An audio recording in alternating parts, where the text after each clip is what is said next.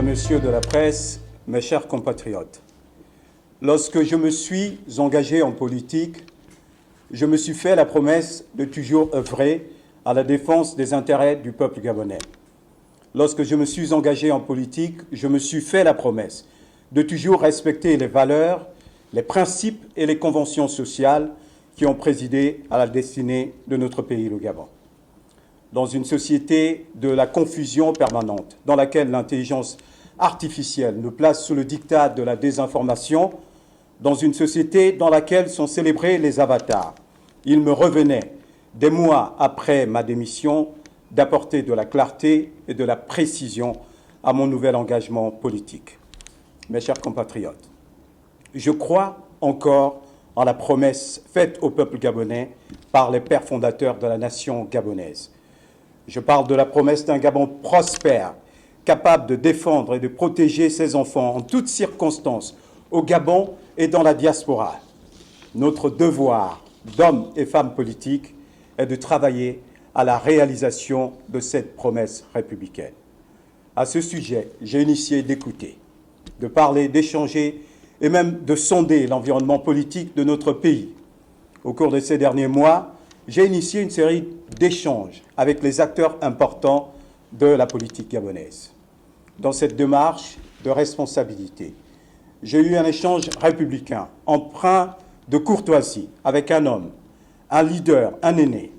Il m'a fait l'honneur de m'écouter en retour et de me convier à une réunion du directoire de son parti.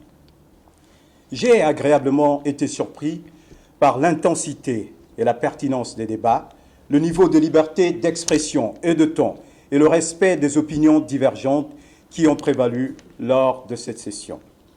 En échangeant avec le président de l'Union pour la démocratie et l'intégration sociale, M. Hervé Patrick Opianga, j'ai compris qu'en politique, d'abord, rien n'est jamais acquis, ensuite qu'il est important d'établir des passerelles pour relever ensemble les défis auxquels le pays fait face. Notre priorité absolue doit être la recherche permanente du bien-être du peuple gabonais. Guidé par ma foi chrétienne, dans un esprit d'humilité, guidé par l'éducation inculquée par mes parents qui m'enseignent le respect absolu pour les aînés, mais aussi la réaffirmation de mes convictions politiques profondes, j'ai décidé d'adhérer à l'UDIS.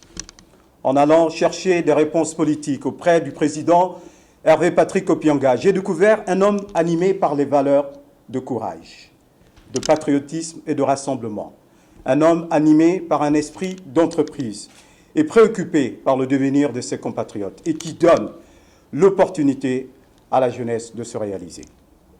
Personnellement, j'attache du prix à l'intégration sociale des Gabonais et des Gabonaises par le travail. Je partage de ce fait ce noble combat porté par l'UDIS. Mes chers compatriotes, je reste le même homme, préoccupé par la place de la jeunesse gabonaise dans l'économie de son pays. Nous devons travailler à imposer un lobby gabonais dans les affaires du Gabon.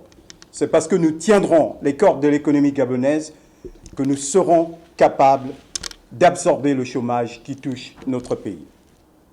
Je reste le même homme, préoccupé par la catégorisation de nos compatriotes en Gabonais économiquement faibles. Faisons en sorte que ce statut de Gabonais économiquement faible soit un statut de transition et non un statut permanent. Aujourd'hui, l'idée est de dépasser le positionnement politique pour aller chercher l'intérêt du peuple gabonais. L'emploi demeure à mes yeux la plus grande des politiques sociales. J'ai foi dans l'avenir de notre pays. J'ai surtout foi dans le potentiel du peuple gabonais, avec en perspective l'enrôlement sur la liste électorale et les élections générales à venir. Nous devons choisir soit d'espérer vainement, soit de nous engager pleinement. Le mérite revient toujours à celui qui s'engage.